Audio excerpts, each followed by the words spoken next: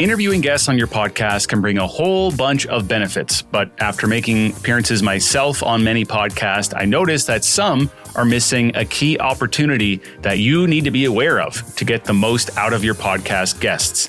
This is Profits Through Podcasting, where we help health-focused entrepreneurs generate leads and revenue for their businesses through podcasting. I'm your host, Joel Oliver. So you probably heard me say before that in most cases, it is beneficial to do a mix of solo and interview episodes on your podcast. That is absolutely true. But today we are just going to focus on the interview side of things, the guest appearance type episodes, if you do those. So you're inviting guests onto your show, having them share their insights or expertise. Now, what are some of the many benefits of this? Well, networking, you get to meet new people, build connections and relationships. You can get professional opportunities, okay? You could hire a person that you have on, they might hire you, or it could come as referrals within your networks. You get to learn from their insights and their knowledge. You have 30 to 60 minutes of their time that you likely otherwise wouldn't have had. You get to display authority by having your podcast at all, especially as you bring on more and more notable people. It's pretty cool that you are getting to talk to them and you are asking the questions. And finally, you can grow your audience by reaching their audience through being on their social media, that sort of thing. It's this final point here about growing your audience that I want to get into today. If you're having a guest on, you absolutely want to maximize that opportunity and leverage their audience. So you want to make sure that their audience, if at all possible, sees them on your podcast and perhaps goes and takes a listen to the episode. Ultimately, we would love if they subscribe to your podcast or followed you on social media, that sort of thing. And we're going to dig into some specifics on how to actually do this, but that's the premise. If you're having a guest on, what can we do to leverage their audience and reach as many people in that audience as possible? And the overarching point here, the way this is going to work is you have to make it easy for them. Okay, if you take nothing else away from this episode, that's what you need to remember. You have to make it easy for your guests to be able to share it. And that's the point I was getting at the opening of the show. Far too many podcasts that I've been on, they never followed up to say, hey, Joel, your episode's live now. Here's the links. Here's how you can share it. Could you please share it? That'd be great. Many have. I'm not saying no one does it, and it's great when they do, but the ones who don't, that's who I'm talking to, because it's those who are really missing the opportunity, and it's why I want to share it with you today. So if you're not doing any follow-up with your guests at all, you need to pay attention. And even if you are, you'll probably still get some ideas how to do it more effectively from this episode. So most of the people that you're going to have on as guests, everyone's busy. So they got stuff going on. They've got other things to keep track of. They're not going to be checking back to see when their episode published. Is it out yet? How do I share it? How do I tell everyone? They're probably doing other podcast appearances, so they can't even keep track. They don't even remember that they were on your show a month ago or whenever. So this is why you've got to make it super easy. And that starts with telling them that their episode is live. And by the way, everything I'm going to tell you here, you can set up in whatever productivity or task management software that you use. That's the best way to do this. For example, we use ClickUp. So when I load the workflow for a new guest episode after we do the recording, I load up this workflow. It's got everything in there, all the tasks from editing to uploading it to then notifying the guest, creating the social media posts. It's all in the workflow. So you got to develop this, and then it's pretty much just there. It runs every time. Okay, so we start with an email on the day after the episode dropped. Then all the links are ready. We can collect them all, send them over. I've got this email saved as a template, so it's nice and efficient. Basically says, thanks again for your time for appearing on Profits Through Podcasting. The episode is live. Here are the ways to share it and listen. And so there I include the website link, so the episode on our website, and also the Spotify link, also the Apple link. So they've got those options to share and listen. I also mentioned in the coming weeks, we're going to be sharing some clips on social media, and we're going to be tagging you. So feel free to share and repost. We include all our social links for them as well if they want to follow along. And usually I'll also mention a couple of other things. If you know any other guests who would be good for our show, let me know. Sometimes I might ask by name if I know there's someone that I want to be put in touch with. I'll say this person specifically. What do you think? Other things like, Here's what our business does. If this might be of use to you someday, FYI, ask for a 5-star rating on Apple or Spotify, offer them to join your mailing list. But some people even like sending out physical gifts. So whatever you can think of, that's the email portion. As you heard, I will also share clips on social media and tag them. That's a big one. Remember, making it easy. So I'm hoping to get some engagement there. Often they will repost, they will share on their respective platform, or they'll comment back. On Instagram, you can even try a collaboration and see if they accept that, because it goes right into their followers' feeds, which is pretty cool. They could share these things in their stories.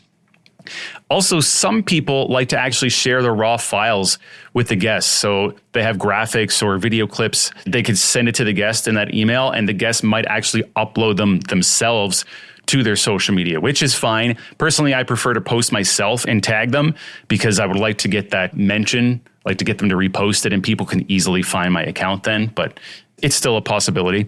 So I do this on whatever platforms I can find them on, but we prioritize Instagram and LinkedIn personally. So those are most important for us. Just depends on where these people are, where your ideal audience is. I will, of course, also follow and connect with them, because you've met this person now, right? You've had the conversation. You can begin a professional relationship here. You don't want to overlook this opportunity by not staying in touch. Follow along, comment on their stuff, keep them thinking about you. And you might want to prioritize certain people over others, just depending on what your goals are and who you would like to offer more value to and maybe able to help you. So bear all that in mind. But obviously, if you get an opportunity to get a follow, maybe they'll follow you back. If you follow them, get a connection on LinkedIn, that sort of thing, you want to capitalize on that. And when I send my LinkedIn connection request after the interview, I'll usually include a quick note saying thanks for the interview, reminding them again of who I am. And that is the bare minimum I believe you should do. Okay, so everything I've mentioned up to this point, you should absolutely be doing that. No excuses. But there are plenty more things that you can do. And I want to go through some of those ideas now, just because some of these might resonate with you. You might think they'll work better in your case, or might spark another idea. So let's talk about that. You can actually provide them pre-written posts for different social media platforms and even for their email list. So all they've got to do is copy and paste it. And in that case, it's usually useful to include an image or a video clip to go with it as well. But if you want them to make a social media post about you or tell people in their email list about you, how much easier can you make it than literally giving them the text and saying copy and paste this, right? Another thing, you can specifically ask this person if they can mention you in their newsletter or on their blog, or if they have a media section on their website where they show past podcast appearances, whatever is relevant in that case. By the way, the website thing, backlinks are incredible. So if they have that, definitely ask. But if you don't ask, you might be missing out on opportunities, right? They might be glad to put you in their newsletter, but if you don't make them think of it, then it may never happen. So look for those opportunities with each person. Anything that they do to share the episode on their social media. So if they're making a post about it, pop into the comment section yourself. And that way other commenters will see you. They might click into your profile. You might even respond to a comment or two. If someone is saying this was a great interview, you can let them know. Thank you. As well, give the best value. Whatever you can do for this person, try to do it. Like include links to their business and their social media, especially in the show notes, wherever you're making posts about the episode. Make sure they know that you're trying to help them out. If they've got a referral program that you could be eligible for, try to join that. And you might get some commission from, say, getting sales for them, or just lets them know that you're trying to help. Once you're done with the interview, before they sign off, ask if there's anything that they need help with currently. They may be looking for clients. They might be looking for a recommendation for a service provider. Maybe they need some knowledge, anything like that. Maybe you could share a useful video with them.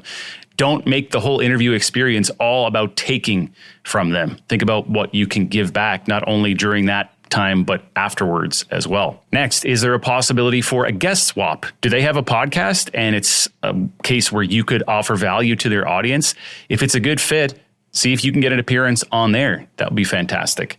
If they've got an online community, see if you can join in as a member and post in there, or get them to share more about you and their podcast appearance within that community. If they've got a service that's useful to you, consider doing business with them. You can't do this with everyone, but occasionally things will just align and you'll want to, or there was something that you needed and this person does really well and they just spent an hour showing their knowledge to you and you think, hey, that would actually be pretty cool to do together. Or if they've got something small ticket like a book, buy that and check it out. Even you could do that before the episode. And as I mentioned, it's not going to apply in all cases, but even if you don't do this every single time, let's say you get a more noteworthy guest on, or one you're super excited about that you've been trying to get for a long time, consider then in that case, what could I do to make this extra special for them?